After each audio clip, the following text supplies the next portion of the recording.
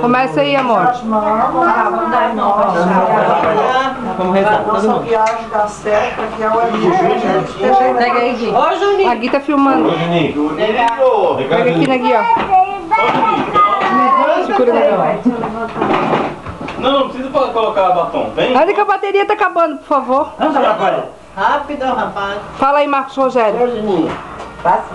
Vamos fazer uma oração para agradecer a estadia nossa e a nossa viagem de volta e agradecer também ao avô e a avó aí, graças a Deus estão com bastante saúde ainda, e o aniversário da avó aí que a gente passou com bastante saúde e bastante festa.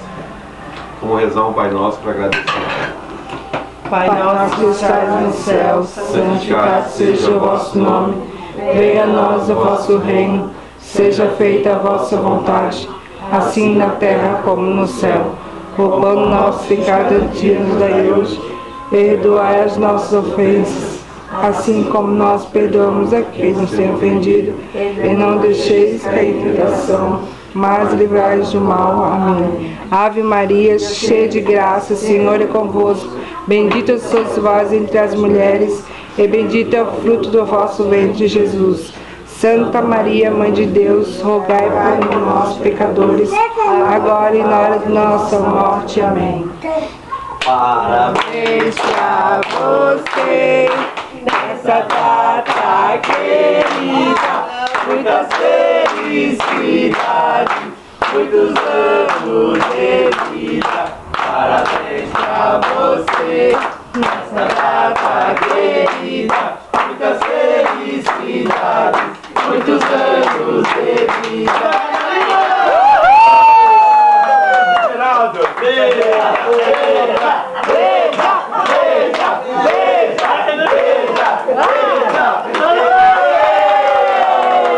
Agora o discurso da avó, agora o discurso da avó.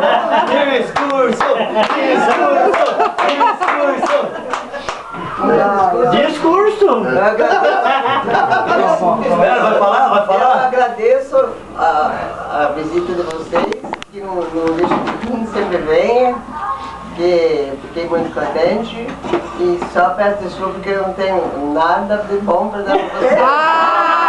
Ah, meu Deus! E agora eu vou Geraldo, discurso do Geraldo. O tempo da casa aqui, o cacique.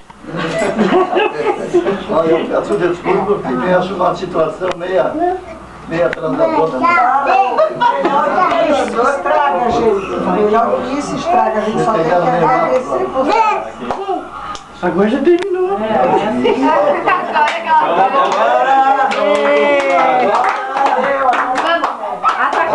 Vamos puxar a fila então, avó. Cadê a gaita agora?